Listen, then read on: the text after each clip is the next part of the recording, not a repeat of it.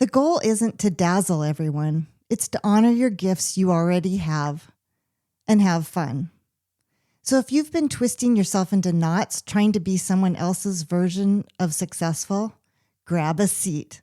I'm going to talk about coming home to yourself and why that's the most magnetic thing you can do. Because staying true to who you are, especially when it matters, might be the most rebellious, confident thing you do this week.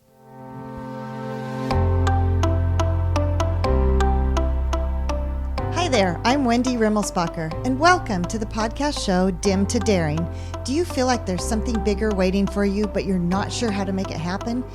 You're in the right place. I'm here to bring you inspiring stories, powerful insights, and practical strategies to help you reignite your spark, realign with your purpose, and take those bold steps towards the life you were meant to live. Let's dive in, because you're not finished yet. You're just getting started.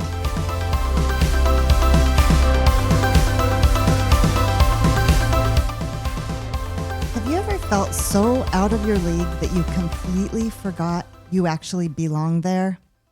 You know the feeling. You're in your element, doing something you're genuinely good at, and then you look around and suddenly feel, well, small. Like everyone else got the memo about how to be effortlessly competent, and you're just hoping not to embarrass yourself. Cue the overthinking, the second guessing, and that panicky voice that whispers, don't mess this up. You don't want to look like you don't belong here. That was me this week, on a golf course of all places, somewhere I usually feel confident and capable, most days. But this isn't just a golf story. It's about what happens when you feel so intimidated that you abandon everything you know about yourself.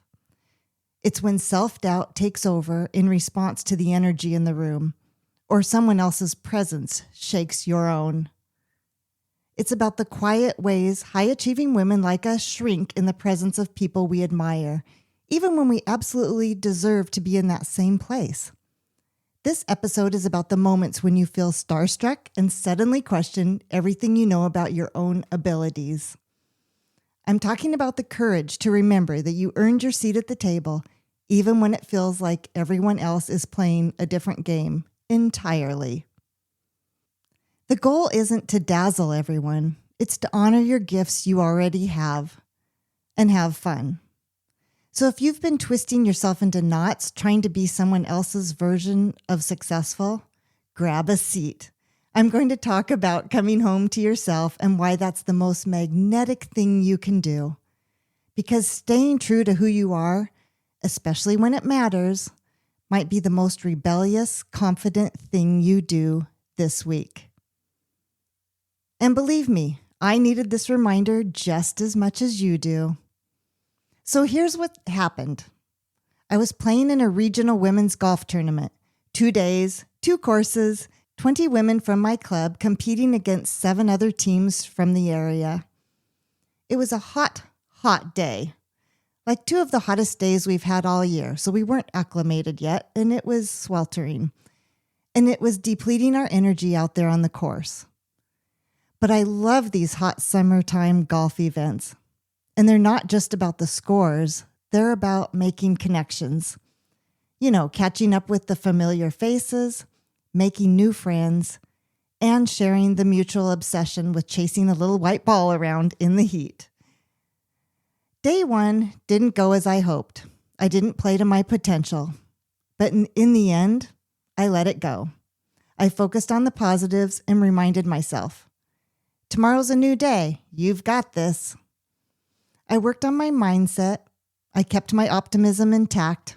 I even gave myself a little pep talk in the car on the way home. And then came day 2, and the plot twist I didn't see coming. Here's where things get interesting. And by interesting, I mean where I completely psyched myself out. I walked onto the first tee believing I could turn things around after day 1. That's the beauty of golf. Every round is a fresh start, a clean slate, and a chance to redeem yourself. But then I looked at the scorecard and saw who I was paired with. It was someone I deeply admired, a skilled golfer, someone who, in my mind, was clearly playing a different level of game than me. I hadn't played with her before, and I could feel my brain starting to create fear and psych me out. And just like that, my brain went, "Oh no, you're about to embarrass yourself in front of somebody who actually knows what they're doing." I went from feeling like a competent golfer to feeling like I was about to be exposed as someone who had no business being in this group. Instead of sticking to my usual pre-shot routine, the one that actually works for me most of the time, I started second-guessing everything. My club selection, my stance, whether I was taking too long, whether I looked like I knew what I was doing or not. I was so busy trying not to look incompetent that I forgot to just be competent. I got starstruck. There's really no other way to put it. I let my admiration for this golfer convince me that I didn't belong on the same course, much less in the same foursome. And you know what happened next, right? On the very first hole, it all came apart. Now, if you don't play golf, just imagine doing something you're usually decent at: cooking, presenting, hosting guests, parallel parking, and suddenly feeling like a complete amateur because someone you respect is watching. Oh yeah, my nerves got loud. My shots went sideways, literally. And it took 3 ridiculous strokes to get out of the stinking sand trap. 3. I've been playing golf for years, and I turned into someone who'd just picked up the club for the first time. By the time we walked off that first green, I was holding back tears and writing down a score that confirmed every fear I'd had about not belonging there. But here's the thing, and this is where it gets real. The emotion wasn't really about bad shots. It was about the humiliation of proving myself right, that I wasn't good enough to be playing with someone of her caliber. I'd let my own insecurities hijack my game, and the result was exactly what I'd been afraid of, looking like I didn't know what I was doing. That quiet unraveling on the first hole wasn't really about golf at all. It was about something much deeper that I bet you recognize too. It was imposter syndrome in real time. You know that feeling when you suddenly become convinced that everyone else belongs somewhere and you're just visiting? Like you somehow snuck into a room you weren't invited to, and any minute now, someone's going to figure it out.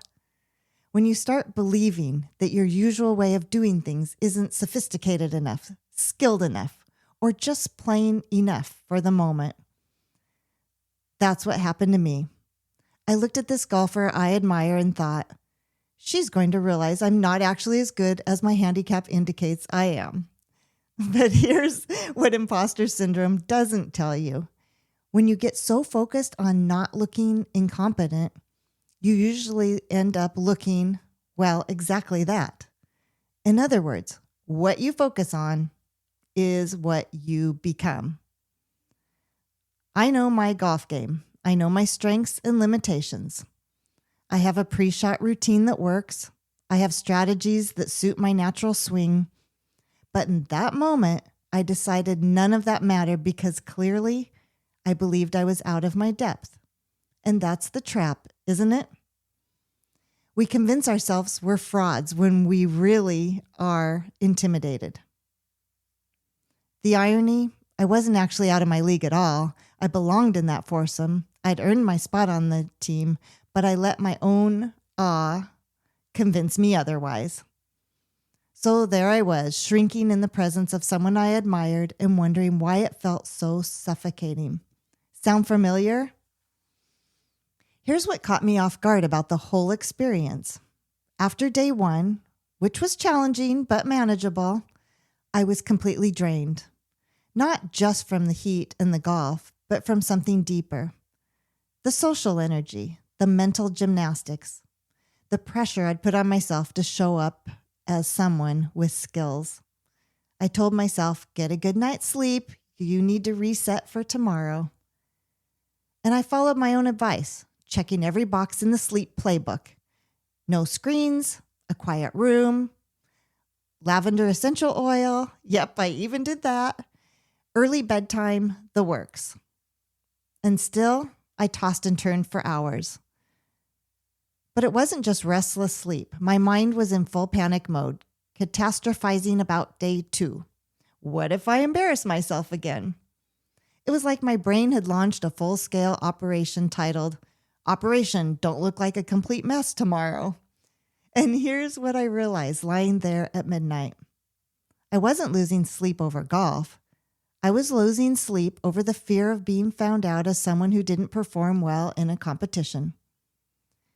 When you're convinced you're about to be exposed as a fraud, your nervous system never gets to rest. Because you're not just preparing for tomorrow, you're preparing to defend your right to be there at all. That's not sustainable, and it's definitely not necessary. This whole experience reminded me of something important that I think we need to talk about more. Just because you're high functioning doesn't mean you're thriving. So many women look completely together on the outside, the accomplished look, organized, smiling through their days like it's no big deal. But on the inside, there's a constant undercurrent of, am I doing this right? Am I enough? What if they find out I'm just winging it? Most of us have gotten really good at appearing competent while quietly questioning whether we actually are competent. That's what I was doing on the golf course, desperately trying to hide my insecurities instead of just playing golf. And it's what so many of us do in the boardrooms, at networking events, in conversations that matter, and even in supporting our family and friends. We scan the room, assess how inadequate we might look, and then try to manage everyone's perception of us instead of just being ourselves. But here's what I'm learning, again and again. That kind of self-protection isn't just exhausting, it's counterproductive. Because when you're busy trying not to look incompetent, you're not accessing your actual competence. And your actual competence is almost always more impressive than your anxious performance. Your zone of genius isn't something you need to prove or defend. It's something you need to trust and access, especially when you feel intimidated. So what happened on day 2 after my first hole disaster? Well, somewhere around the 3rd hole, I had what you might call a come to Jesus moment with myself. I was walking to my ball, still feeling rattled, when I caught myself in the mental spiral again, calculating what shot would get me to the green instead of what shot actually made sense for my game. And I thought, okay, this is ridiculous, Wendy. You know how to play golf.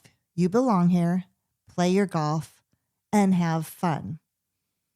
So I took a breath and asked myself a different question. What would you do if you weren't worried about keeping up? And just like that, I remembered who I was. I went back to my usual pre-shot routine. I chose clubs based on my actual abilities, not my fear of looking less than. I stopped trying to hide my limitations and started to play to my strengths. And I took a few deep breaths and relaxed, ready to have fun. I played my game. I loosened my grip, tuned out the background noises, even hummed a motivational song I love, and hit the ball the way I'm used to hitting a ball. And you know what happened? Yeah, my game turned around. Not because I suddenly became a better golfer, but because I stopped being so afraid of looking like a bad one. I started focusing on positive outcomes instead of negative ones. I started enjoying myself again, making conversation, shrugging off shots that didn't go as planned, and finding humor in the crazy game for the rest of the round. I even laughed at my missed putt instead of cringing with embarrassment. I remembered why I loved this game and that I actually am decent at it when I'm not busy shrinking in front of my legendary golfer friend.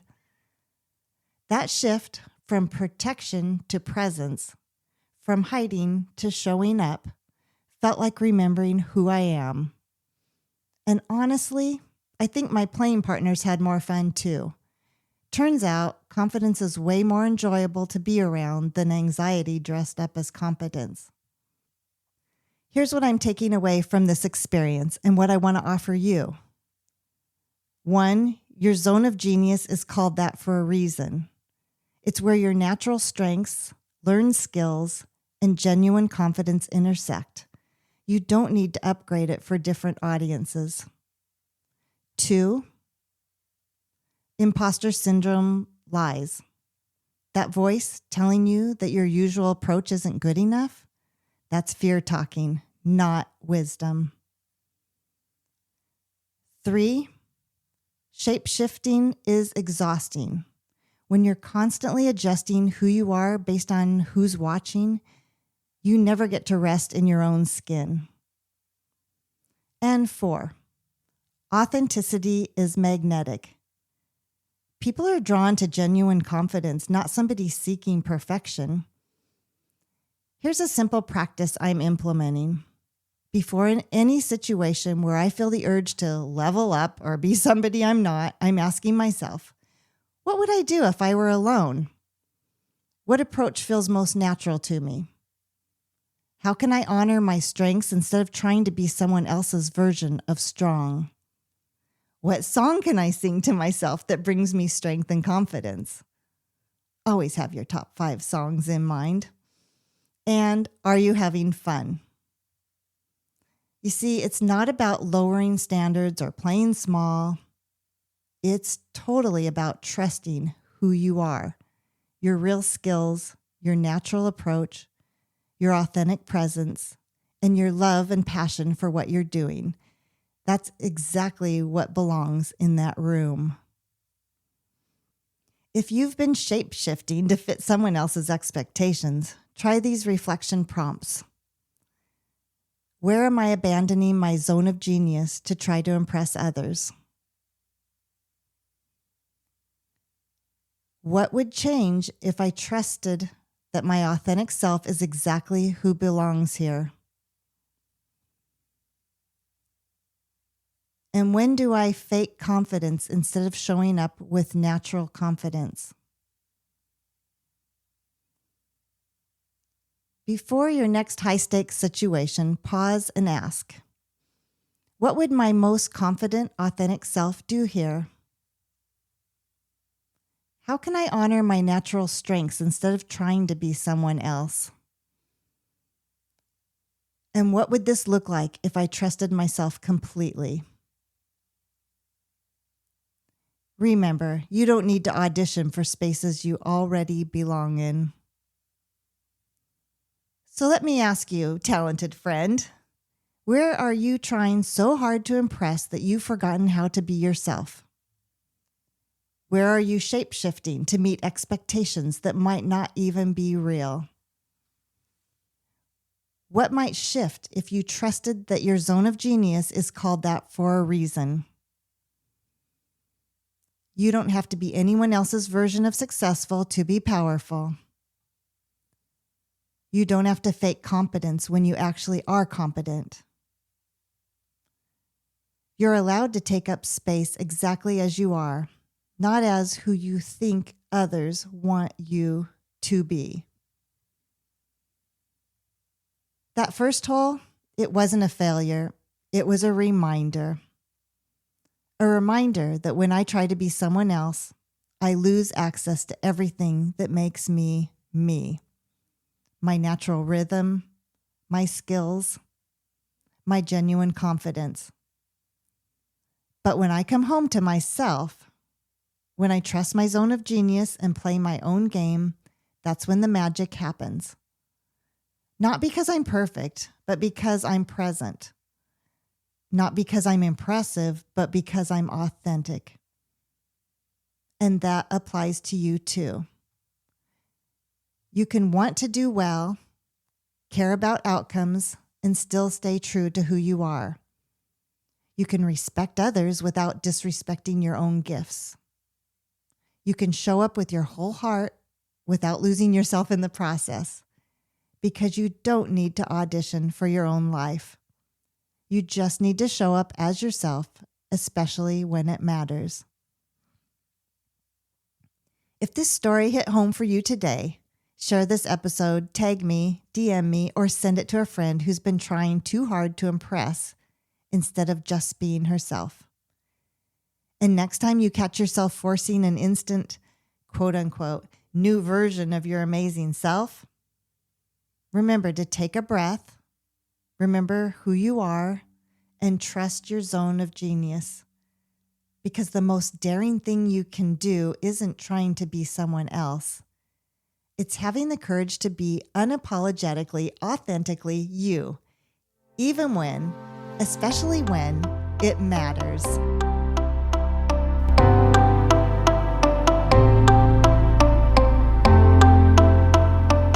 Thank you so much for joining me today on Dim to Daring. If this episode resonated with you, I'd love it if you subscribed, shared it with a friend, or left a review. It helps more women just like you discover the show. Remember, you're not finished yet, you're just getting started. Until next time, keep daring to grow and shine.